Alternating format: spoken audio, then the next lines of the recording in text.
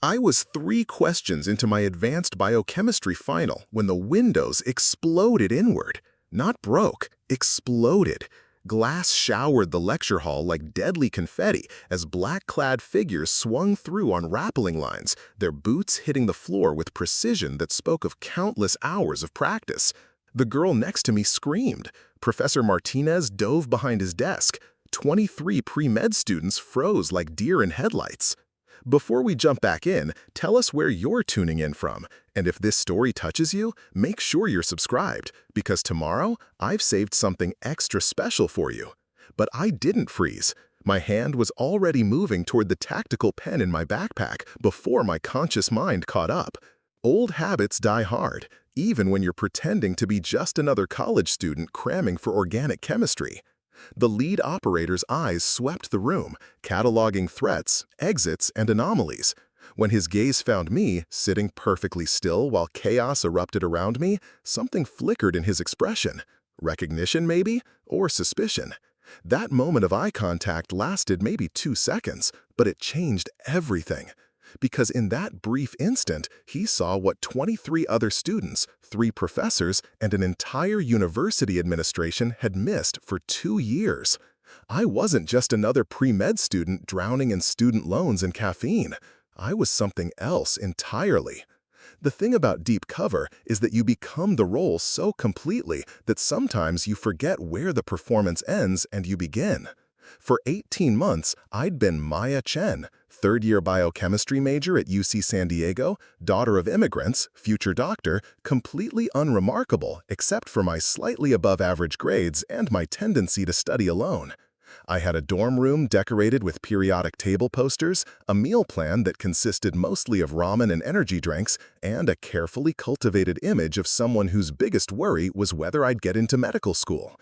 What I didn't have was any official record of the 6 years I'd spent in places that didn't appear on any map, doing things that never made it into any report. The Navy had given me a new identity so clean it squeaked, complete with high school transcripts, standardized test scores, and even a few parking tickets to make it authentic. Maya Chen had never held anything more dangerous than a scalpel. She'd never seen combat, never been trained in 17 different ways to neutralize a threat, never spent 3 months in a cave system in Afghanistan coordinating airstrikes with nothing but a radio and pure determination. But that was exactly the point. The mission parameters had been simple. Infiltrate the university's biochemistry program, monitor Professor Harrison Blackwood's research into weaponized pathogens, report any suspicious activity or potential security breaches, maintain cover at all costs. What they hadn't mentioned in the briefing was how mind-numbingly boring undergraduate coursework would be after spending years where every decision could mean the difference between mission success and international incident. Organic chemistry was particularly painful. Not because it was difficult, but because I'd been synthesizing complex compounds in field conditions since before most of my classmates could legally drink. Sitting through lectures about basic molecular structures felt like watching paint dry in slow motion. But I showed up, took notes, participated in study groups, and played the part of a dedicated student with mediocre natural ability who made up for it with relentless effort. The morning of the final had started like any other. I'd woken up at 05:30 out of habit, completed a modified PT routine that wouldn't raise suspicions if anyone noticed, and reviewed my carefully prepared notes one more time. The notes were real. Part of maintaining cover was actually learning the material, even if I could have synthesized half the compounds we studied in my sleep. I'd grabbed a coffee from the campus Starbucks, exchanged pleasantries with the barista who knew my order by heart, and walked across the quad to the chemistry building. The lecture hall was already half full when I arrived, buzzing with the nervous energy that preceded major exams. Students clutched study guides and energy drinks like lifelines. Some looked like they hadn't slept in days. Others had that glassy-eyed stare that came from cramming too much information into too little time. I found my usual seat in the middle of the room, far enough from the front to avoid unwanted attention, but close enough to hear everything clearly. Sarah Martinez, the girl who sat next to me in most classes, was frantically flipping through note cards. We'd studied together a few times, shared the occasional complaint about Professor Martinez's impossible expectations, and generally maintained the kind of friendly but superficial relationship that defined most college interactions. She had no idea that the girl helping her with reaction mechanisms had once infiltrated a chemical weapons facility in Syria and walked out with intelligence that prevented a major terrorist attack. "God, I'm going to fail this thing," Sarah muttered, not looking up from her cards. "I still can't remember the difference between nucleophilic and electrophilic substitution reactions." "Nucleophiles donate electrons, electrophiles accept them," I replied automatically, my attention already shifting to the broader environment. Force of habit made me catalog the exits, note the positions of other students, identify potential cover if things went sideways. Not that I expected trouble during a biochemistry final, but some reflexes never fade. Professor Martinez entered exactly on time, carrying the thick stack of exam booklets that would determine our fates. He was a thin, nervous man in his 50s who'd spent more time in laboratories than lecture halls and never quite seemed comfortable with the teaching part of his job.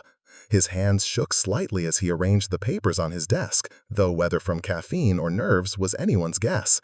"All right, everyone, you know the drill," he announced, his voice carrying that particular blend of authority and exhaustion that characterizes professors during finals week. 2.5 hours, no notes, no phones, no communication with other students. If you need to use the restroom, raise your hand and I'll escort you. Any questions? The room fell silent except for the whisper of papers being distributed and the soft scratch of pens being uncapped. I accepted my exam with a polite nod and immediately scanned the questions. Standard stuff: molecular structures, reaction pathways, thermodynamic principles. Nothing I could handle with maybe 40% of my attention. The rest of my awareness stayed tuned to the environment around me, monitoring for anything out of place. That's probably why I noticed the subtle vibration in the building structure before anyone else. It was barely perceptible, the kind of thing you'd dismiss as construction work or heavy machinery if you hadn't spent years learning to identify the specific resonance patterns of different types of equipment. But this felt wrong, too rhythmic, too purposeful. I glanced around the room. Professor Martinez was grading papers at his desk, completely absorbed in his work. The other students were bent over their exams, lost in the world of chemical equations and molecular diagrams. Nobody else seemed to have noticed anything unusual. Maybe I was being paranoid. Maybe 2 years of playing normal college student had made me jumpy about perfectly innocent sounds. Then the windows exploded. The first thing that hit me was the professional quality of the breach. This wasn't random violence or some kind of accident. The simultaneous failure of 6 different windows, the precise timing of the rappelling lines, the way the figures moved as they entered the room, all of it spoke of extensive planning and flawless execution. These weren't terrorists or criminals. These were operators, and good ones. The second thing I noticed was their equipment. Advanced tactical gear, specialized breathing apparatus, weapons configured for close-quarters combat in populated areas. Everything about their loadout suggested a hostage rescue or extraction scenario, which meant they were here for a specific target. The question was whether that target was someone in this room or someone they expected to find here. The lead operator, distinguished by slightly different markings on his tactical vest, raised his hand in a gesture that somehow managed to be both authoritative and reassuring. His voice, when he spoke, was calm and professional despite the chaos he'd just unleashed. "Nobody move. This is a federal operation. Everyone remain calm and stay exactly where you are." Most of the students complied immediately, too shocked to do anything else. A few were crying quietly. One guy on the back row looked like he might pass out. Professor Martinez remained crouched behind his desk, his face pale with terror. But through it all, I sat perfectly still in my chair, my hands visible on my desk, projecting the kind of calm compliance that came from training rather than fear. That's when the lead operator's eyes found mine again. This time, there was no mistaking the recognition in his gaze. He'd seen that particular brand of stillness before, in people who understood that panic was a luxury you couldn't afford when lives were on the line. He was looking at me like he was trying to solve a puzzle, trying to reconcile the college student sitting in front of him with something else entirely. I met his gaze steadily, neither challenging nor submissive, just present and aware. It was a delicate balance. Too much engagement and I'd blow my cover. Too little and I might miss something crucial. But in that moment of silent communication, I realized that my carefully constructed normal life was about to become very complicated. The seconds stretched like hours as the tactical team secured the room with military precision. Two operators positioned themselves at the exits, while another began methodically checking each student's identification. Their movements were fluid, practiced, the kind of choreographed efficiency that came from countless repetitions in training facilities and real-world scenarios. I recognized the pattern because I'd executed similar operations in different contexts, different countries, different lives. What troubled me wasn't their presence, it was their target. Universities weren't typical venues for federal operations unless something had gone catastrophically wrong. Either someone in this room posed a significant threat to national security, or someone very dangerous was expected to show up. Neither possibility aligned with my mission parameters, which meant either my intelligence was incomplete or the situation had evolved beyond my handler's knowledge. The operator checking IDs worked his way methodically through the rows, his scanner beeping softly as it processed each student's information. Sarah Martinez fumbled with her wallet, her hands shaking as she extracted her driver's license. The operator's manner was professional but not unkind, speaking in low, reassuring tones that suggested hostage rescue training rather than assault team protocols. When he reached me, I had my ID ready and waiting, projecting the nervous compliance expected of a terrified student. He scanned the card and paused. The scanner beeped twice instead of once, and I saw his eyebrows raise fractionally behind his tactical glasses. My cover identity was solid, backed by layers of documentation that would survive casual scrutiny, but military-grade verification systems were more thorough than civilian databases. For a moment that felt like eternity, he studied the readout on his device. Maya Chen, biochemistry major, 3rd year. He read aloud, his tone neutral but somehow weighted with significance. The lead operator, who had been coordinating with someone through his comm system, turned his attention to our exchange. Something in the body language between the two men suggested this wasn't routine verification anymore. "Everything appears to be in order," the ID checker said finally, but his eyes lingered on me longer than they had on any other student. He moved on to complete his sweep of the room, but I caught him glancing back twice, like he was memorizing my face for later reference. The lead operator maintained his position near the windows, but his attention kept drifting in my direction with the persistence of someone following an instinct they couldn't quite articulate. Professor Martinez finally emerged from behind his desk, his academic authority reasserting itself despite the surreal circumstances. "I demand to know what's happening here," he said, his voice carrying more confidence than his posture suggested. The lead operator turned to address him with the patience of someone accustomed to dealing with civilian authorities. "Professor Martinez, I'm Commander Walsh, Naval Special Warfare Command. We're conducting a security sweep based on credible intelligence regarding potential threats to this facility. I understand your concerns about academic disruption, but I need your cooperation to ensure everyone's safety." Professor Martinez sputtered indignantly, but before he could launch into what was clearly going to be a lengthy protest about academic freedom and proper procedures, his computer chimed with an incoming message. He glanced at the screen, and his expression shifted from outrage to confusion to something approaching fear. Whatever he read there drained the color from his face and left him staring at Commander Walsh with new understanding. "I see," Martinez said quietly, his earlier bluster completely evaporated. "Of course, Commander, whatever you need." The transformation was so complete and so sudden that several students noticed and began exchanging worried glances. I filed the interaction away as significant, but kept my expression fixed in the same mask of confused anxiety that characterized everyone else in the room. Whatever had just happened between Professor Martinez and the federal authorities, it confirmed that this operation was connected to something much larger than a routine security sweep. Commander Walsh gestured to his team, and they began implementing what looked like a modified lockdown protocol. Students were asked to remain in their seats while additional personnel arrived to establish a secure perimeter around the building. Through the shattered windows, I could see more tactical vehicles arriving, along with what appeared to be hazmat specialists and explosive ordnance disposal teams. The scope of the response suggested either an imminent threat or the discovery of something extremely dangerous. "Ladies and gentlemen," Commander Walsh addressed the room, "I need to inform you that this building is now under federal protection due to an ongoing security situation. You'll be interviewed individually by members of my team, after which you'll be escorted to a safe location where you can contact your families. I understand this is frightening and disruptive, but your cooperation is essential."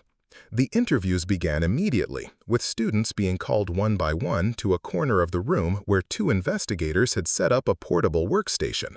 The questions appeared routine at first: basic identification verification and inquiry about any unusual activities or individuals they might have observed recently. But as I watched and listened, I began to detect a pattern that suggested they were looking for something specific.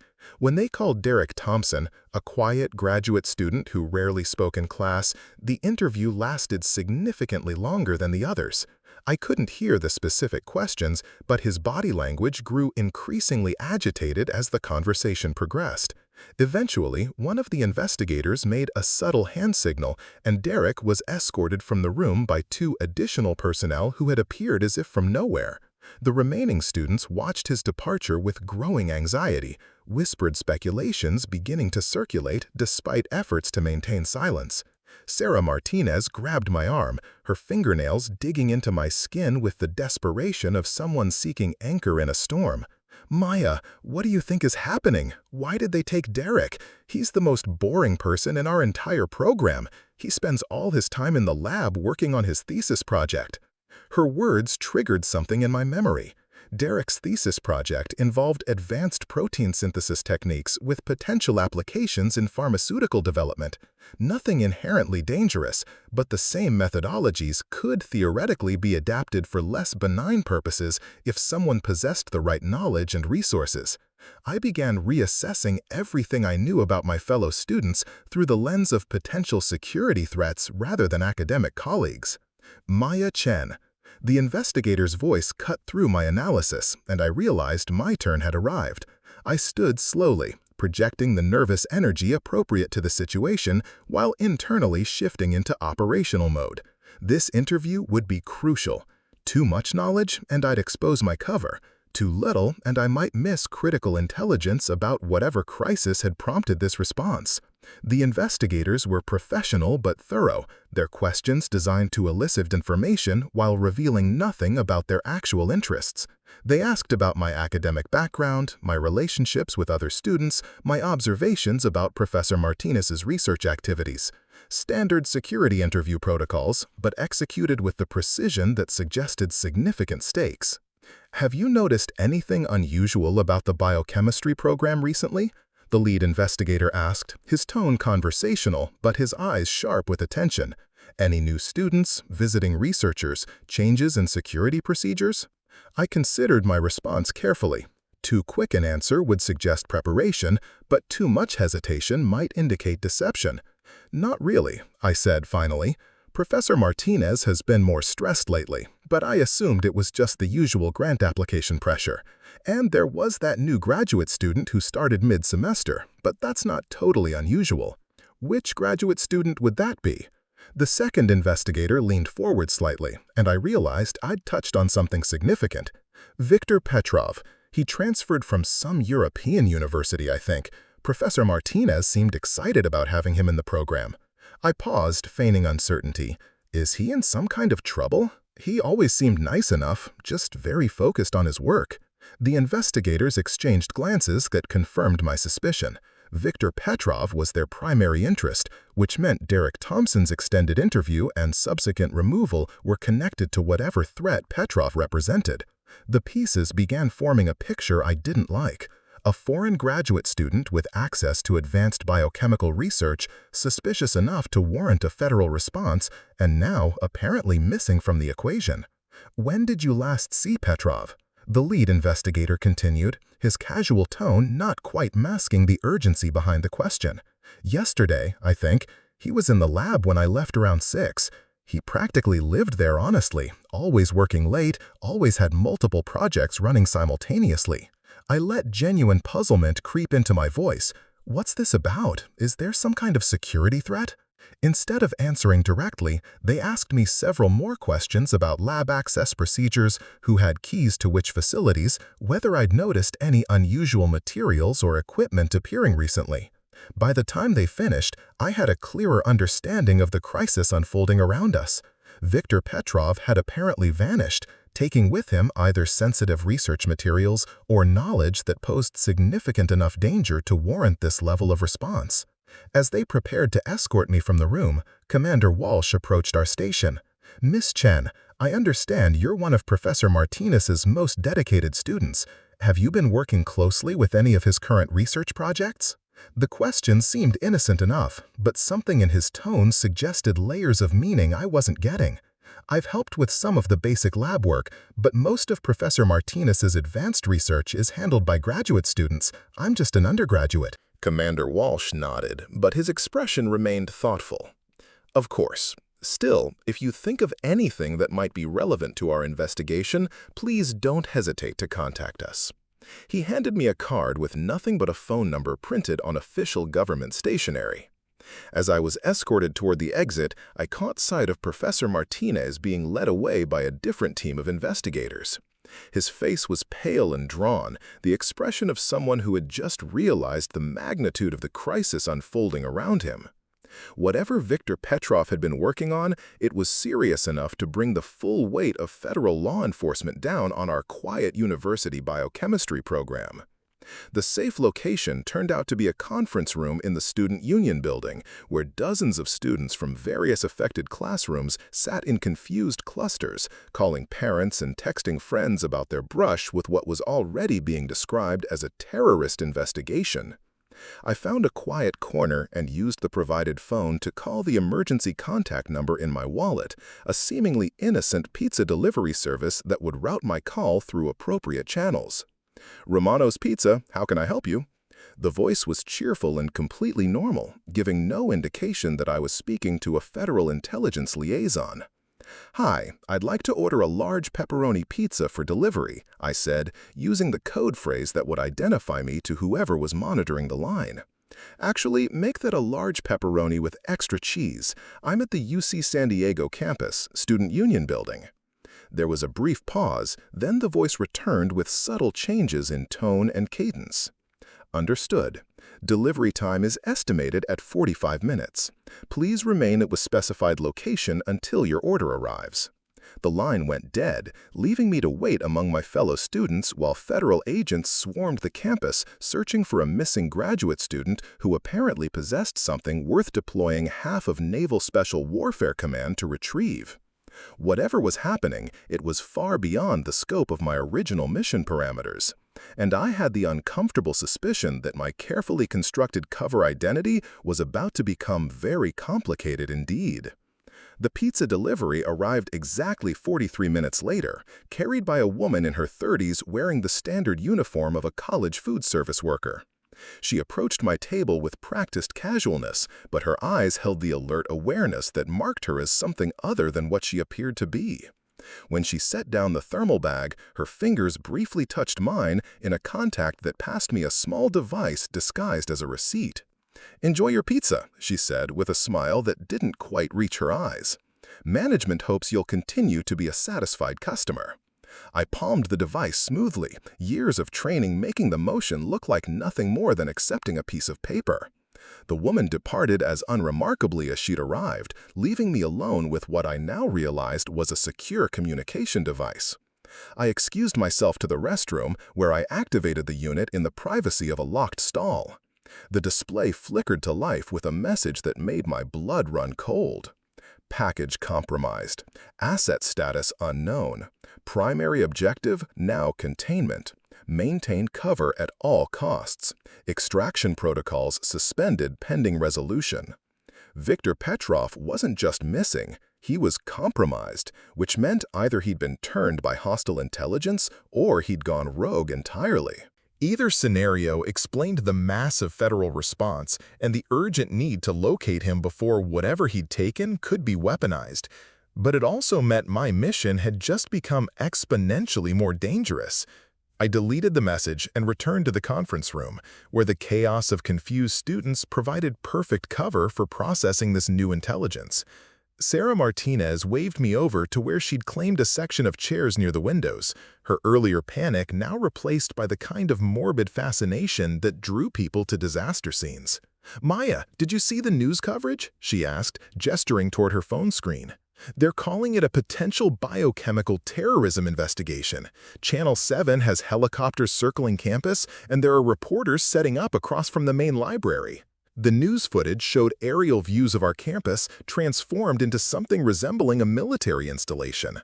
Black vehicles formed perimeters around multiple buildings, personnel in hazmat suits moved purposefully between structures, and what appeared to be mobile laboratories had been established in the parking areas. The scale of the operation suggested they were preparing for containment scenarios that went far beyond a simple manhunt. "They won't tell us anything specific," continued another student, a nervous sophomore named Kevin who'd been in my organic chemistry lab. "Just that there's an ongoing federal investigation and we need to remain available for additional questioning. My parents are freaking out. They want to drive down from Los Angeles to pick me up."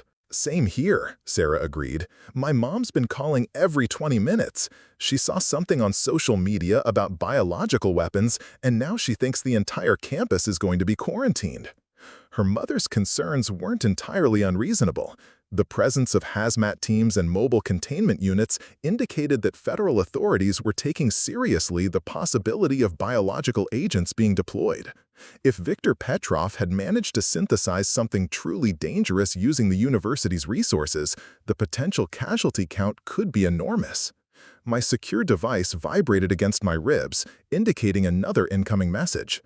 I made an excuse about needing fresh air and stepped outside, where the afternoon sun cast long shadows across a campus that looked like something from a disaster movie. Students huddled in small groups, their conversations a mixture of fear, excitement, and the kind of gallows humor that emerged in crisis situations. The new message was even more disturbing than the first. "Petrov confirmed hostile. Biological agent synthesis capability verified. University facilities potentially contaminated. Recommend immediate evacuation of all non-essential personnel." But beneath that official communication was a second line of text that made my stomach drop. "Chen, Maya, cover identity flagged for review. Report to Handler 7 immediately upon receipt." My carefully constructed normal life was unraveling in real time.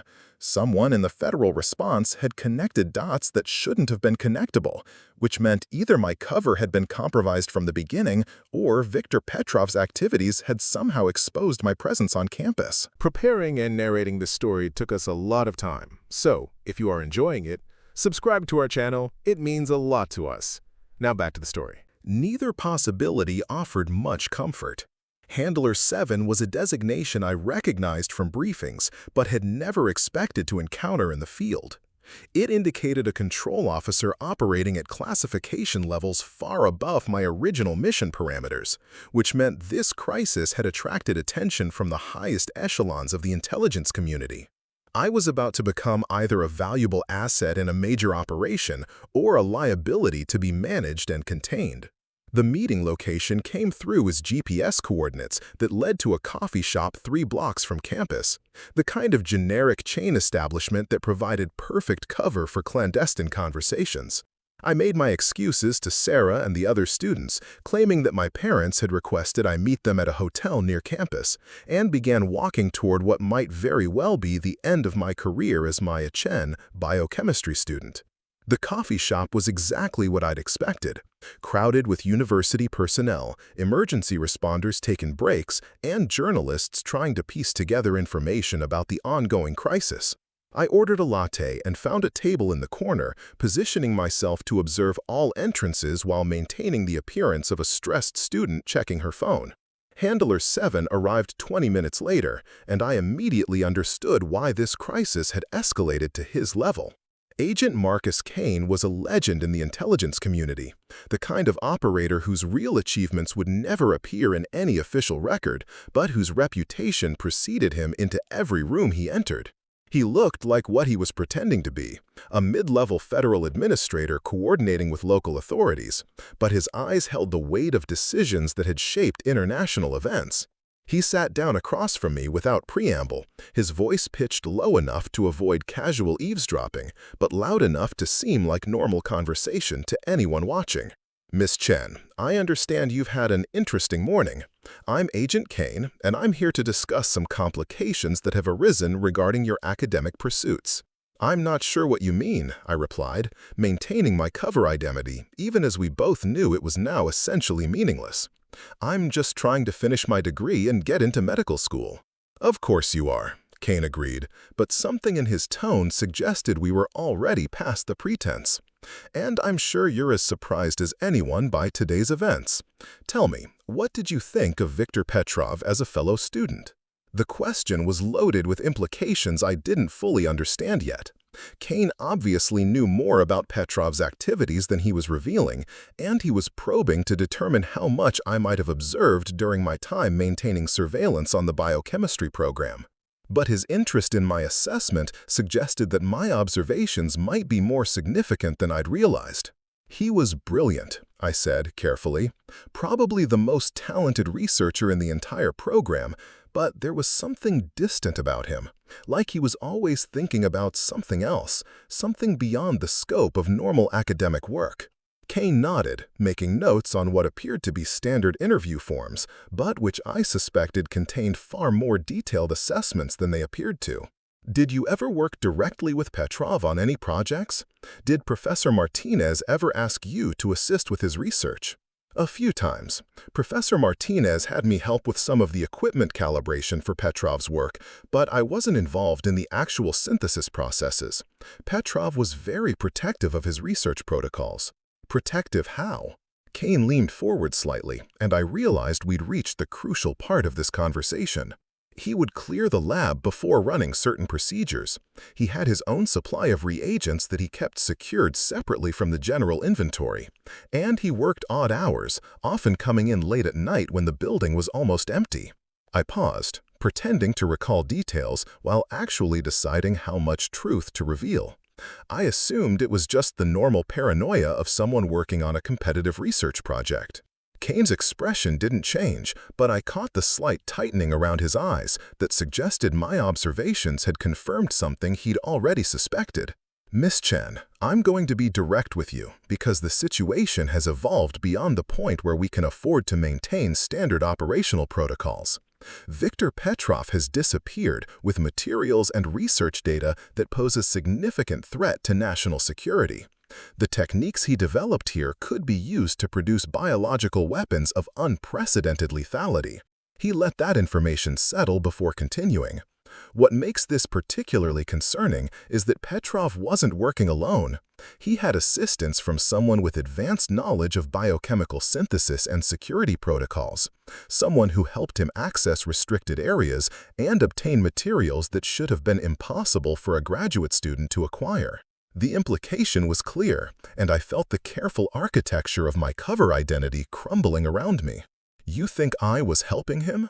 "I think," Kane said with the precision of someone choosing his words very carefully, "that you're far more qualified to assess the significance of Petrov's research than your academic record suggests. I also think that your presence in this program at this particular time represents a level of coincidence that strains credibility." He was right, of course. My assignment to monitor Professor Martinez's research had been based on intelligence indicating potential security vulnerabilities, and Viktor Petrov's activities represented exactly the kind of threat my handlers had been concerned about. But Kane's suspicion that I was complicit rather than investigative suggested that the intelligence picture was more complex than I'd been led to believe. "Agent Kane," I said, "making a decision that would either save my mission or end my career, I think we need to have a different conversation entirely, but not here." Kane studied my face for a long moment, and I saw recognition dawn in his expression. Not the recognition of complicity, but the recognition of professional competence. He'd seen something in my responses, my body language, my tactical awareness, that had shifted his assessment of who I might actually be. "I think you're right," he said finally. "There's a secure facility about 10 minutes from here where we can discuss your academic career in greater detail." As we left the coffee shop together, I caught sight of my reflection in the window and realized that Maya Chen, the unremarkable biochemistry student, was about to disappear forever. Whatever emerged from the conversation with Agent Kane would be something else entirely, shaped by revelations that neither of us was fully prepared for. The federal facility turned out to be a nondescript office building that served as a front for what was clearly a major intelligence operation. As Kane led me through security checkpoints that scanned everything from biometrics to trace chemical residues, I understood that I was entering a world where my original mission parameters would be completely irrelevant. Whatever was about to happen, the quiet life of Maya Chen was over. The secure briefing room contained technology I recognized but had never seen deployed at this level. Multi-spectrum surveillance countermeasures hummed quietly in the corners, while holographic displays showed real-time intelligence feeds from across the campus. Agent Kane gestured for me to take a seat at a conference table that probably cost more than most people's cars, then activated privacy screens that would make our conversation invisible to any form of electronic surveillance. "Lieutenant Commander Elena Vasquez," he said without preamble, using a name I hadn't heard spoken aloud in over 2 years. "Naval Intelligence, Special Activities Division. Graduated top of your class from Annapolis, served 3 tours in classified operations across the Middle East and Eastern Europe, received commendations for actions that officially never happened." I kept my expression neutral despite the shock of hearing my real identity laid out so casually. Kane continued reading from what appeared to be my complete service record, including details that should have been buried so deeply they'd never see light again. Specialized training in biochemical recognition, advanced interrogation techniques, and deep cover operations. Presumed killed in action during Operation Sandstorm in Syria, 2021. Posthumous Purple Heart and Silver Star, both classified indefinitely. He looked up from the file with something approaching admiration. "Except you weren't dead, were you? You were extracted to participate in a program so classified that even I don't have complete access to the operational parameters." The weight of hearing my real name after 2 years of being Maya Chen was overwhelming, but training kicked in before emotion could compromise my operational security. "I'm sorry, Agent Kane, but I have no idea what you're talking about. My name is Maya Chen. I'm a biochemistry student, and I'd like to contact a lawyer." Kane's laugh was dry but not unkind. "Commander Vasquez, we're past that now. Victor Petrov's research has progressed far enough to threaten millions of lives, and pretending to be a college student isn't going to help us stop him." He activated one of the holographic displays, showing surveillance footage of me from the past 18 months. "Besides, did you really think we wouldn't notice that Maya Chen's academic performance was suspiciously inconsistent with her supposed background?" The footage was damning. There was Maya Chen acing advanced organic chemistry despite never having taken the prerequisites. Maya Chen demonstrating laboratory techniques that weren't taught at the undergraduate level. Maya Chen moving through campus with the situational awareness of someone trained in counter-surveillance. When viewed in sequence, my cover identity looked as artificial as it actually was. "Your handler did excellent work creating the documentation," Kane admitted. High school transcripts, standardized test scores, even social media history going back to adolescence. But what they couldn't manufacture was the kind of intuitive understanding you displayed in advanced coursework, or the way you automatically assessed tactical situations during routine campus activities. He pulled up another feed showing me walking across the quad 3 weeks earlier. "Watch your behavior when that construction crew started their work near the library. While every other student ignored the noise, you automatically cataloged their equipment, noted the positions of their vehicles, and adjusted your route to maintain optimal sightlines. That's not the behavior of someone whose biggest worry is passing organic chemistry." I realized that maintaining the pretense was pointless and potentially counterproductive. If Kane already knew who I was, continuing to deny it would only waste time that might be critical to stopping whatever Victor Petrov was planning. "How long have you known?" "We've suspected for about 6 weeks, Kane replied. "But it wasn't until this morning's operation that we confirmed your identity. The way you handled yourself during the breach, the questions you asked during your interview, the connections you made about Petrov's research, all of it pointed to someone with significant intelligence training. He activated another display showing a timeline of Viktor Petrov's activities over the past semester. What we need now is your assessment of his capabilities and potential targets. Your surveillance mission may have been limited in scope, but you've had more direct access to his work than any of our other assets. The timeline was disturbing. Petrov's research had accelerated dramatically over the past 3 months, with laboratory access records showing him working 18-hour days and requisitioning materials that had no obvious connection to his official thesis project. More concerning were the gaps in the surveillance record, periods where his activities were completely unaccounted for. He wasn't working alone, I said, studying the patterns of his movements. The materials he was acquiring, the complexity of his synthesis procedures, the security protocols he implemented, none of that was possible for a single graduate student operating independently. Kane nodded grimly. That's what we suspected. The question is whether his collaborators were foreign intelligence assets, domestic terrorists, or something else entirely. Your observations during the past months could help us identify his support network. I thought back through my interactions with Petrov, trying to separate the genuine graduate student behavior from the anomalies that had been troubling me without quite rising to conscious awareness. He received regular communications through channels that weren't university email or standard messaging services. I noticed him taking calls at odd hours, always moving to isolated locations where he couldn't be overheard. Did you ever observe any of these communications directly? Once, I admitted. I was working late in the lab when he came in around midnight. He thought the building was empty, but I was in the storage room cataloging equipment. He spoke to someone in what sounded like Russian, but his accent was different from his normal speech patterns, more native, less academic. Kane's expression sharpened. You speak Russian? Among other languages, I replied. Part of my training for Middle Eastern operations. But what struck me wasn't the language itself, it was the content. He was reporting on progress with something he called the Accelerant project, and he mentioned a timeline that was much more aggressive than anything related to his thesis work. How aggressive? He said final preparations would be complete within 72 hours. This was 2 days ago. The implications hung in the air like a toxic cloud. If Petrov had been working on a shortened timeline, his disappearance this morning might have been timed to coincide with the completion of his project. Whatever biological agent he'd synthesized could already be deployed or in the process of being distributed. Kane activated his communication system with the urgency of someone who just realized the situation was worse than originally assessed.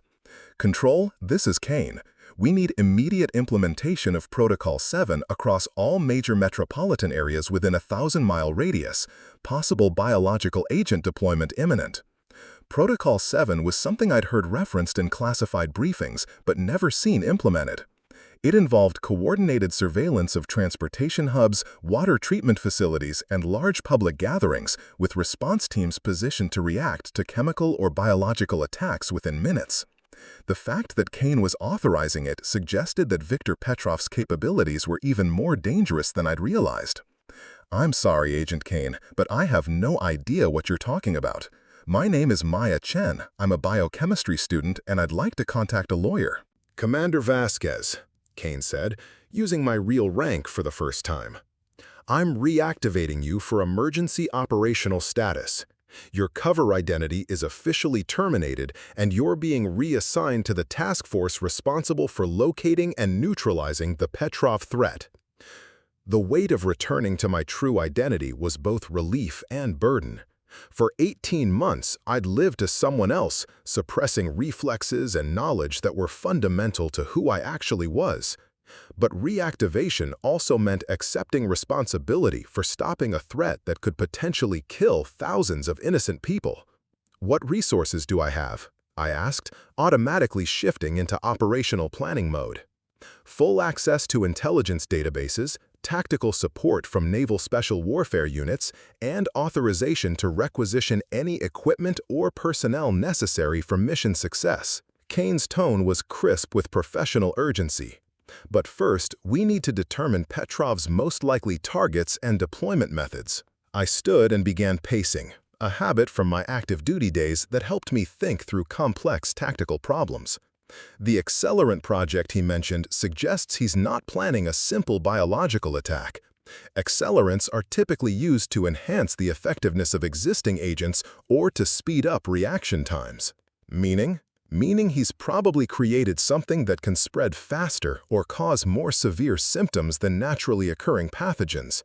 If he's smart, and everything suggests he is, he'll target locations where the agent can reach maximum population density before countermeasures can be implemented. Kane brought up a map of the San Diego metropolitan area, with population centers and critical infrastructure highlighted in different colors.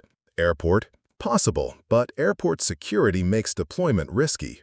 He'd need to get the agent past multiple screening systems, and containment protocols are well established for biological threats at transportation hubs. I studied the map, looking for vulnerabilities that a sophisticated adversary might exploit. Water treatment facilities are more likely targets, but they have redundant safety systems that would detect contamination. What about university events? Kane suggested. Large gatherings of people from diverse geographic backgrounds who would then disperse to their home locations. The suggestion triggered a memory that made my blood run cold. Graduation ceremony, I said, the pieces suddenly clicking into place. UC San Diego's graduation is this weekend. 20,000 students, family members, faculty, all gathered in one location, then dispersing across the country within hours. Kane was already pulling up information about the ceremony. Saturday afternoon, Qualcomm Stadium, approximately 18,000 attendees expected. Security provided by private contractors supplemented by local law enforcement. It's perfect, I realized with growing horror. Maximum initial exposure with guaranteed secondary distribution as people return to their home communities. If he's engineered something with a delayed onset of symptoms, he could infect thousands before anyone realizes there's been an attack. Time frame? 36 hours, I said, checking my watch. If he's planning to deploy during the graduation ceremony, he needs to be in position by tomorrow night at the latest. Kane activated multiple communication channels simultaneously, coordinating with agencies whose existence I could only guess at. All units, we have a possible target location and timeline. Qualcomm Stadium, Saturday afternoon. Implement full surveillance and interdiction protocols immediately. As the secure facility transformed into a crisis command center around us, I felt the familiar surge of purpose that came with high-stakes operations. Maya Chen had been a comfortable fiction, a chance to experience normal life and ordinary concerns. But Commander Elena Vasquez was who I really was, and right now, that identity was exactly what the situation required. The hunt for Victor Petrov was about to begin in earnest, and this time, there would be no more pretending to be someone else. The war room that materialized around us over the next hour was unlike anything I'd seen during my active duty years. Holographic displays showed real-time satellite feeds, communication intercepts, and biometric tracking data from across Southern California.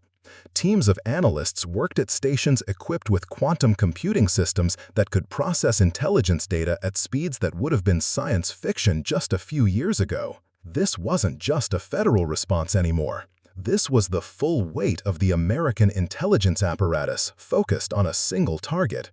Agent Kane moved through the organized chaos like a conductor orchestrating a complex symphony, coordinating resources from agencies that officially didn't exist and deploying assets whose capabilities were beyond classification levels. When he approached my workstation, his expression carried the weight of decisions that could affect millions of lives. Commander, we've located 3 possible safe houses based on financial records and communication patterns associated with Petrov's known aliases, he said, activating a 3-dimensional map that showed detailed architectural layouts of each location. Naval Special Warfare has teams positioned for simultaneous entry, but we need tactical assessment from someone who understands the target's capabilities and likely defensive measures. I studied the locations with the analytical mindset that had kept me alive through 3 tours in hostile territory. 2 were standard suburban rentals that offered good cover but limited escape routes. The third was an industrial complex near the harbor that provided multiple exit strategies and access to transportation networks. He's not in the suburban locations, I said, too isolated, too dependent on single access roads. If Petrov is as professional as his research suggests, he'll want options. Kane nodded and marked the industrial complex as primary target. What kind of defensive preparations should we expect? Surveillance systems, definitely. Probably motion sensors and early warning devices that will alert him to any approach. If he's received professional training from foreign intelligence services, he might have more sophisticated countermeasures. I zoomed in on the building's layout, noting sight lines and potential ambush points. But his biggest advantage is going to be the biological agent itself. If he's prepared to deploy it defensively, our tactical teams could be walking into a contamination zone. The implications were sobering. Standard breach protocols assumed conventional weapons and explosives, but biological agents required completely different tactical approaches. Hazmat suits would slow down our operators and limit their mobility, while standard protective equipment might not be sufficient against an engineered pathogen designed to overcome normal safety measures. "How do we approach this?" Kane asked, and I realized he was deferring to my tactical experience despite his superior rank and broader authority. "We need intelligence before we commit forces," I replied. "Surveillance to confirm his presence, reconnaissance to identify the specific threat parameters, and containment protocols to prevent any biological agent from reaching civilian populations." Kane activated communication channels to teams I couldn't see, but whose professionalism was evident in the crisp acknowledgments that came through the speakers. "Overwatch teams, establish observation points around the industrial complex. Medical response units, prepare for possible biological contamination. Hazmat specialists, full deployment with Level 4 protocols." While the tactical elements moved into position, I found myself staring at intelligence files that painted a picture of Viktor Petrov that was far more complex than the graduate student I'd observed for months. His real name was Viktor Petrov Kozlov, former researcher at a biological warfare facility in Kazakhstan that had officially been dismantled following international agreements. His academic credentials were genuine, but they masked a background in weapons development that explained his sophisticated understanding of pathogen modification. "He's not just a brilliant student who went rogue," I told Kane, as the scope of Petrov's background became clear. "He's a professional biological weapons specialist who was inserted into our university system specifically to gain access to advanced research facilities and materials." Inserted by whom? Unknown, but the operational security suggests state-level resources. The false identity, the academic placement, the laboratory access, all of it required coordination and funding beyond the capabilities of typical terrorist organizations. Kane was already coordinating with counterintelligence specialists who could analyze the broader implications of a foreign biological weapons program operating on American soil. But my focus remained on the immediate tactical situation. Whatever larger geopolitical games were being played, our primary responsibility was preventing the deployment of a biological agent against civilian populations. The first surveillance reports began coming in 20 minutes later. "Overwatch 1 to Control. We have confirmed presence of target vehicle at industrial complex. Thermal imaging shows at least 2 individuals inside the primary structure, with activity consistent with laboratory operations. Overwatch 2. We're detecting unusual electromagnetic signatures from the building. Sophisticated communication equipment, probably encrypted satellite uplinks. The evidence was mounting that we'd found Petrov's operational base, but the presence of additional personnel complicated the tactical picture. If he was working with a team of specialists, our response would need to account for multiple adversaries with unknown capabilities and potentially different biological agents or deployment methods. "Commander," Kane said, approaching my station with the kind of focused intensity that preceded critical decisions, "I need your recommendation for approach strategy. Do we attempt negotiation, implement immediate containment, or proceed with tactical insertion?" The question carried enormous weight. Each option had different risk profiles and different potential consequences if we guessed wrong about Petrov's intentions or capabilities.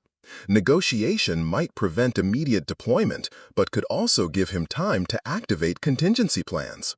Containment might limit civilian casualties, but could drive him to desperate measures. Tactical insertion offered the best chance of preventing deployment, but risks triggering exactly the kind of biological release we were trying to prevent. "What's our intelligence on the graduation ceremony security?" I asked, thinking through the tactical equation from multiple angles. Kane pulled up the security arrangements with disturbing speed, suggesting this had already been a primary concern. Private security, supplemented by local law enforcement, standard screening procedures for weapons and explosives, but no specialized protocols for biological agents. Approximately 18,000 people expected, with family members traveling from across the country. The scale of potential casualties was staggering, but what made the situation even more dangerous was the secondary distribution potential. If Petrov successfully deployed his biological agent during the ceremony, the infected individuals would carry it back to their home communities across America within hours. A single successful attack could trigger a nationwide epidemic.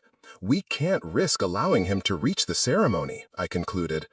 Even if containment protocols limit immediate casualties, the geographic distribution of attendees makes secondary prevention impossible. We have to stop him here. Kane nodded grimly. "Tactical insertion it is. What kind of support do you need?" The question caught me off guard until I realized what he was asking. "You want me to lead the insertion team? You're the only person here who's observed Petrov directly, studied his research methodology, and has tactical experience with biological weapon scenarios.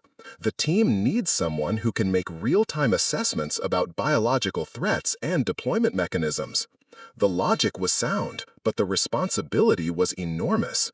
Leading a tactical team against a biological weapons specialist meant making split-second decisions that could determine whether thousands of people live or die. It was exactly the kind of high-stakes operation I'd been trained for, but the consequences of failure were unlike anything I'd faced before. "I'll need a team with specialized biological warfare training," I said, accepting the assignment with the kind of calm focus that had gotten me through similar situations in Syria and Afghanistan. Full hazmat capability, advanced detection equipment, and medical support prepared for unknown pathogen exposure. "Already being assembled," Kane replied. "SEAL Team 6 has a biological warfare specialist unit that's been training for exactly this kind of scenario. They'll be under your tactical command for the duration of the operation." Within 30 minutes, I found myself in tactical gear that felt both familiar and strange after 2 years of pretending to be a college student. The advanced hazmat suit was lighter and more flexible than older models, but it still imposed limitations on movement and communication that required careful tactical planning. The team assembling around me was composed of operators whose experience with unconventional warfare scenarios was evident in their methodical preparation and professional demeanor. Lieutenant Commander Jake Morrison had deployed to every major biological threat incident of the past decade. His briefing was crisp and comprehensive, covering entry procedures, containment protocols, and medical response procedures with the kind of detail that suggested extensive real-world experience. Primary objective is containment and neutralization of biological threats. Secondary objective is capture or neutralization of target personnel. Rules of engagement are weapons-free if biological deployment is imminent, but we maintain containment priority at all times. The approach to the industrial complex was conducted with the kind of coordinated precision that marked elite military units operating at the peak of their capabilities. Overwatch teams provided real-time intelligence on target movements and building layouts, while electronic warfare specialists jammed communication signals to prevent external coordination.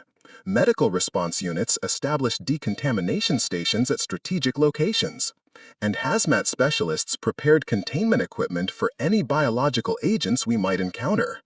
As we moved into position around the primary structure, thermal imaging confirmed the presence of 3 individuals inside what appeared to be a converted laboratory space.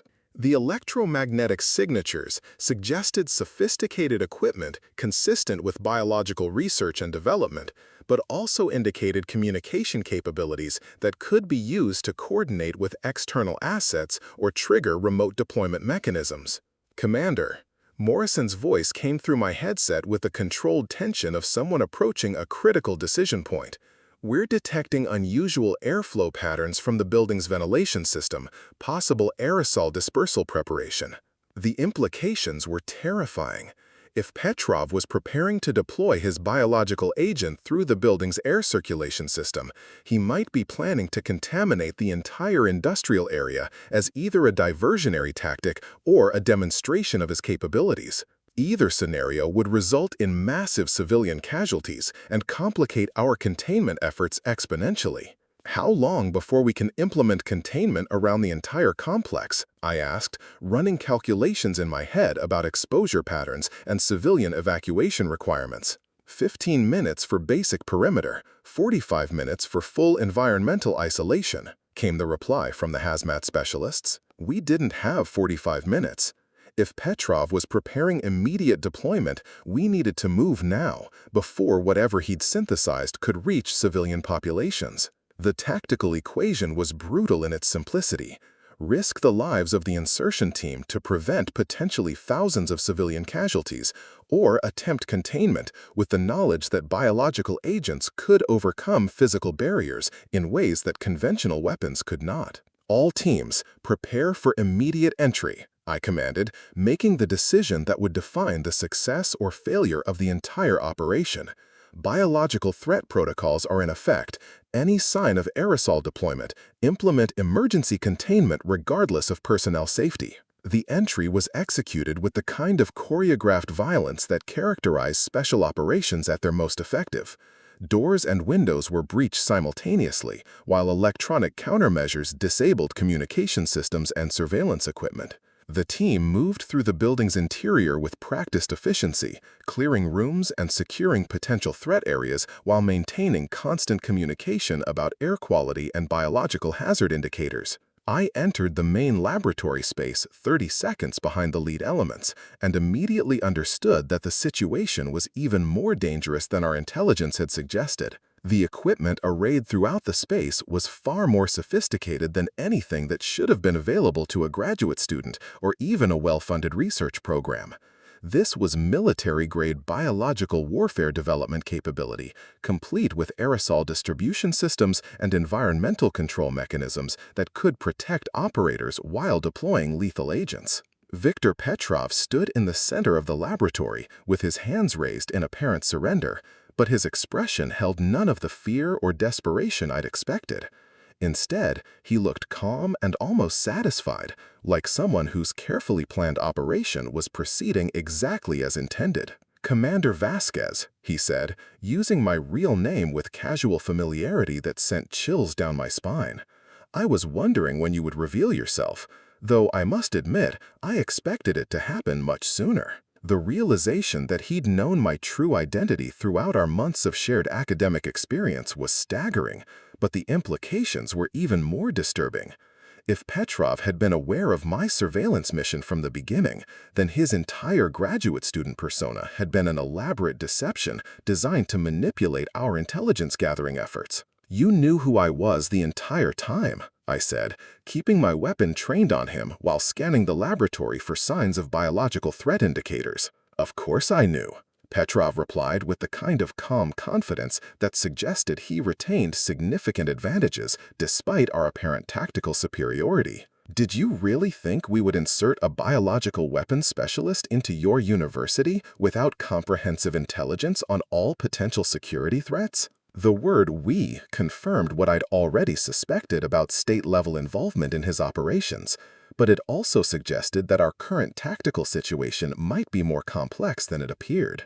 If Petrov represented part of a larger operational structure, his capture or neutralization might not prevent the deployment of biological agents if other elements of his team were operating independently. "Where is the biological agent you've synthesized?" I demanded, noting that Morrison's team was reporting clear air quality readings despite the sophisticated aerosol equipment visible throughout the laboratory. That's an interesting question, Commander, Petrov said with what might have been genuine amusement. Perhaps the more relevant question is when the deployment began. The statement hit like a physical blow, as I realized we might already be too late. If Petrov had been operating on a shorter timeline than our intelligence suggested, the biological agent could already be in circulation, spreading through the civilian population while we focused on what was actually a secondary target. Morrison, get the medical team in here immediately, I commanded, full biological agent screening for all personnel, and establish contact with civilian health authorities for potential exposure protocols. But even as I coordinated the immediate response, part of my mind was already working through the larger tactical implications. If this laboratory was a decoy and the real biological threat was being deployed elsewhere, we needed to identify alternative targets and deployment methods before the agent could reach critical population centers. The graduation ceremony, I said, understanding flooding through me like ice water. You never intended to deploy during the ceremony. You used it as misdirection while the real attack was happening elsewhere. Petrov's slight smile confirmed my assessment with terrifying clarity. Very good, Commander, though I'm afraid your realization may be somewhat late to affect the outcome. Kane's voice crackled through my communication system with the urgency of someone who just received devastating intelligence. Commander, we're getting reports of unusual illness patterns at 3 separate locations across San Diego. Hospitals are reporting patients with symptoms consistent with engineered biological agents. The scope of Petrov's operation was becoming clear in the most horrifying way possible. Rather than a single massive attack, he'd orchestrated multiple smaller deployments designed to overwhelm medical response capabilities and prevent effective containment. By the time the pattern was recognized, the biological agent would already be spreading through the civilian population at a rate that would make traditional epidemiological responses ineffective. How many casualties? I asked, dreading the answer, but needing to understand the scale of what we were facing. Unknown at this time, but initial estimates suggest several hundred potential exposures across the 3 sites. Medical facilities are implementing biological warfare protocols, but without knowing the specific pathogen characteristics, treatment options are limited. I turned back to Petrov with the kind of controlled fury that came from realizing that thousands of innocent people might die because of decisions made in rooms I'd never see by people whose names I'd never know. What did you deploy? What are the symptoms and treatment protocols? Treatment protocols? Petrov's tone suggested the question was somehow amusing to him. Commander, the agents we've deployed don't require treatment protocols. They require only time to achieve their intended effects. The phrasing suggested something even worse than I'd imagined. Most biological agents, even weaponized ones, could be treated with appropriate medical intervention if diagnosed early enough. But if Petrov had engineered something that was inherently untreatable, the casualties could mount exponentially before any containment efforts could be effective. What kind of agent? I demanded, stepping closer with my weapon raised. Viral? Bacterial? Toxin-based? Something far more elegant than crude biological replication, Petrov replied, and for the first time, his calm facade cracked slightly to reveal what looked like genuine scientific enthusiasm. We've developed a synthetic pathogen that hijacks the host's own immune system, turning the body's natural defenses into the mechanism of destruction. The implications were staggering. A pathogen that used the immune system as its weapon would be almost impossible to treat using conventional medical approaches. And it would be particularly effective against healthy individuals whose robust immune responses would actually accelerate their destruction. It was biological warfare engineering at its most sophisticated and most terrifying. Morrison's voice interrupted my growing horror with information that suggested the situation was evolving faster than our ability to respond. Commander, we're getting reports from multiple medical facilities. The illness is spreading faster than any known pathogen, and it's not responding to standard biological warfare treatment protocols. The confirmation that Petrov's synthetic pathogen was performing exactly as he'd designed it filled me with a rage that threatened to compromise my professional composure. But beneath the anger was the tactical realization that conventional response strategies were going to be inadequate for this type of threat. "Kane," I said into my communication system, "we need to implement emergency medical protocols for a novel biological agent with unknown transmission vectors and treatment resistance. Contact the CDC and military biological defense units immediately." "Already in progress, Commander, but initial assessment suggests this is beyond current medical countermeasure capabilities." The weight of potential failure settled over the operation like a suffocating blanket. We had successfully located and captured the primary perpetrator, but if the biological agent he deployed was as sophisticated as he claimed, our tactical success might be meaningless in terms of preventing mass casualties. "There has to be a treatment protocol," I said, turning back to Petrov with the desperate hope that his scientific ego might overcome his operational security. "You wouldn't have developed something without some form of countermeasure for your own protection." "Ah, now you're thinking like a scientist rather than a soldier," Petrov replied with what seemed like genuine approval. "Of course there's a countermeasure, but it's not something that can be mass-produced or distributed quickly enough to affect the current situation." The admission that a treatment existed provided the first glimmer of hope since we discovered the true scope of his operation. If we could identify the countermeasure, medical authorities might be able to synthesize it in sufficient quantities to treat at least some of the affected population. "What kind of countermeasure?" I pressed, using every interrogation technique I'd learned to project authority while maintaining the possibility of cooperation. "A synthetic compound that blocks the pathogen's ability to interface with immune system responses," Petrov said, his scientific pride apparently overcoming his operational security. "But the synthesis requires equipment and materials that are available at perhaps a dozen facilities worldwide." Kane's voice came through my communication system with information that suggested our government was already mobilizing resources on a scale I'd never seen before. "Commander, the President has authorized emergency biological warfare response protocols. Every major research facility in the country is being tasked with countermeasure development and production." The scope of the response was encouraging, but the timeline remained the critical factor. Even with unlimited resources, developing and producing a novel synthetic compound could take weeks or months, while Petrov's pathogen was spreading through the civilian population in real time. "How long do we have before the effects become irreversible?" I asked Petrov, hoping that his answer would provide some basis for optimism. "The pathogen requires approximately 72 hours to fully integrate with the host's immune system," he replied, with the clinical detachment of someone discussing laboratory data rather than human suffering. "After that point, even perfect countermeasure administration would be ineffective." 72 hours to identify, synthesize, and distribute a novel compound to potentially thousands of infected individuals across multiple geographic locations. The mathematical challenge was daunting, but it was at least theoretically possible with sufficient resources and coordination.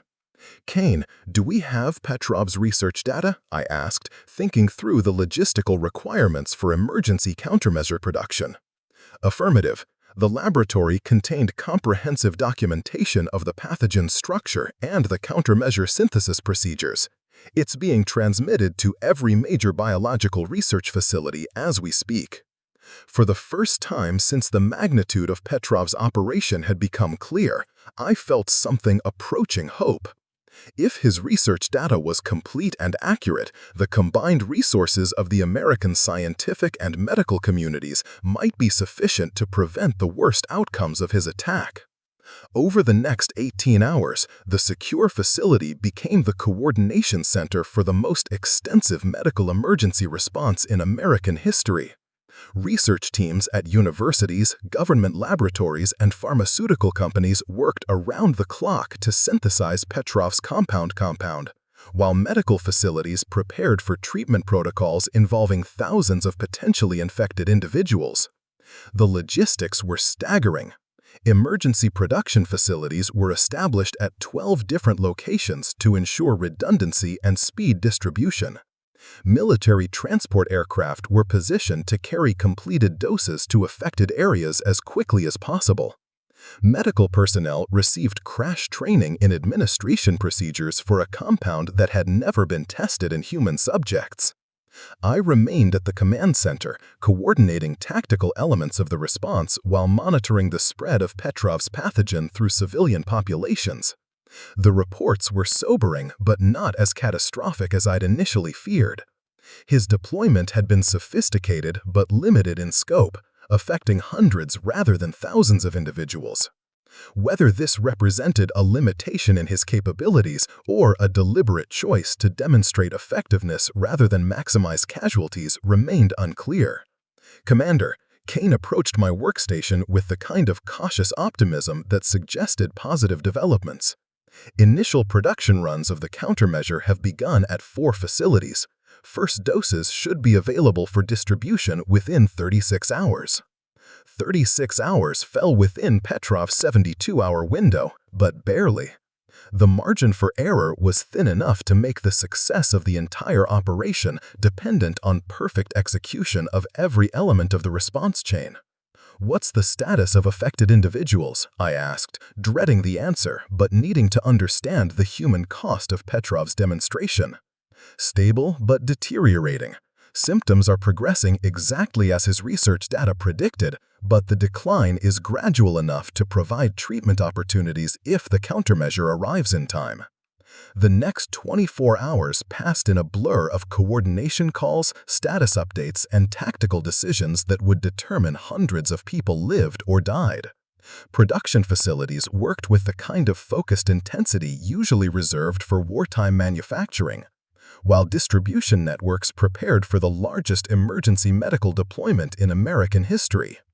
When the first doses of countermeasure arrived at San Diego medical facilities 41 hours after Petrov's capture, I watched the treatment procedures through secure video feeds with an emotional investment that surprised me with its intensity. These weren't abstract casualties of a military operation. They were people whose names and faces I could see, individuals whose survival depended on decisions I'd helped make and actions I'd helped coordinate. The countermeasure worked exactly as Petrov's research data had predicted. Within hours of administration, patients showed measurable improvement in immune system function and reduction in pathogen activity. By the end of the week, all affected individuals had recovered completely with no apparent long-term consequences from their exposure to what could have been a catastrophically lethal biological agent. The success of the medical response was gratifying, but it couldn't completely overshadow the larger implications of Petrov's operation. A foreign intelligence service had successfully inserted a biological weapons specialist into the American university system, gained access to advanced research facilities, and demonstrated the capability to deploy novel pathogens against civilian populations. The attack had been contained and treated, but it had also revealed vulnerabilities in our biological security infrastructure that would require fundamental changes in how we approached scientific research and academic exchange programs. Kane found me in the command center 3 days after the last patient had been successfully treated, reviewing after-action reports and trying to process the magnitude of what we'd prevented and what we'd learned. "Commander, there's been a development you should know about." "What kind of development?" I asked, looking up from intelligence summaries that painted a picture of biological warfare capabilities far more advanced than our previous assessments had suggested. "Victor Petrov has requested to speak with you specifically.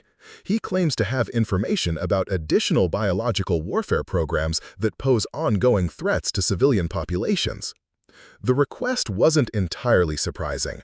Captured operatives often attempted to negotiate better treatment conditions by offering intelligence about other operations or personnel. But Petrov's tone throughout our previous interactions had suggested someone who retained significant confidence in his position despite his apparent tactical defeat. "What kind of information?" I asked, though I suspected the answer would be both valuable and disturbing. He claims that his operation was a demonstration rather than an attack, designed to prove capabilities and reveal vulnerabilities rather than maximize casualties. According to his preliminary statements, there are at least 6 other biological warfare specialists currently operating within American research institutions. The implications were staggering. If Petrov was telling the truth, his capture had revealed only a fraction of a much larger intelligence operation directed against American biological research capabilities. The demonstration attack we just survived might have been intended to force exactly the kind of security review that would expose other operatives within the system. "Has he provided any verification of these claims?" I asked, though I suspected that if Petrov was lying, his deception would be sophisticated enough to resist casual scrutiny. "Partial verification. He's provided details about research projects and personnel that weren't available in any databases accessible to graduate students. The accuracy of his information suggests access to intelligence sources at the highest levels of academic and government research programs." I agreed to meet with Petrov one final time, partly to assess the credibility of his claims and partly to satisfy my own curiosity about the man who had spent months sitting next to me in organic chemistry classes while planning biological attacks against civilian populations. The secure interview facility was equipped with every form of surveillance and protective equipment imaginable, but I doubted any of it would be particularly relevant to someone whose primary weapons were ideas and information rather than conventional threats. "Commander Vasquez," Petrov greeted me, with the same calm confidence he'd displayed throughout our previous interactions. "Thank you for agreeing to this conversation. I believe you'll find the information I can provide both valuable and disturbing." "Why should I believe anything you tell me?" I asked, taking a seat across from him at a table that looked like it belonged in a corporate conference room rather than a federal detention facility. "Because the success of your response to my demonstration has revealed capabilities and coordination mechanisms that my superiors didn't expect," Petrov replied, with what seemed like genuine respect. "Your government's ability to mobilize scientific resources and produce novel countermeasures in real time significantly exceeds our previous intelligence assessments."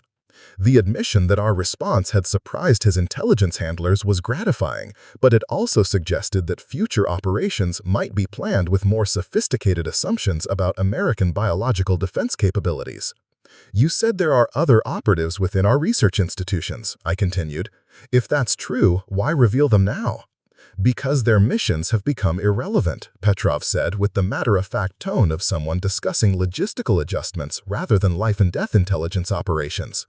"The demonstration was designed to reveal whether your government possessed the institutional capability to respond effectively to novel biological threats. Since you clearly do, continuing covert research operations provides diminishing intelligence value." His logic was disturbing in its cold rationality. If foreign intelligence services viewed biological attacks primarily as assessment tools rather than weapons of mass destruction, the implications for future security planning were far more complex than traditional military threat analysis suggested.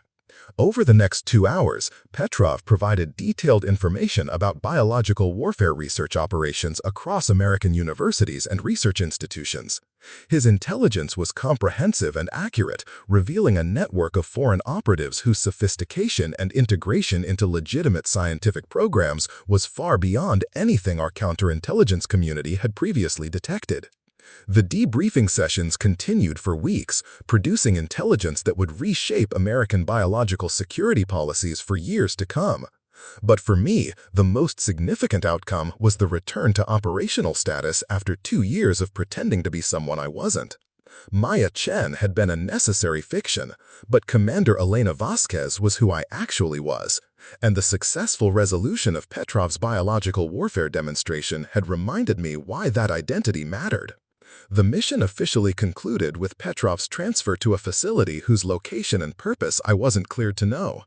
His intelligence had led to the identification and neutralization of 6 additional biological warfare operatives, preventing what could have been catastrophic attacks on civilian populations across multiple states. The countermeasure synthesis capabilities developed during the crisis became the foundation for an entirely new approach to biological defense preparedness, one that could respond to novel threats with unprecedented speed and effectiveness. 6 months later, I found myself back in a classroom, but this time as an instructor rather than a student. The Naval War College had asked me to develop curriculum for biological warfare response scenarios, training the next generation of military and intelligence professionals to recognize and respond to threats that combine scientific sophistication with tactical complexity. The work was challenging and meaningful, but it lacked the immediate intensity of operational deployments.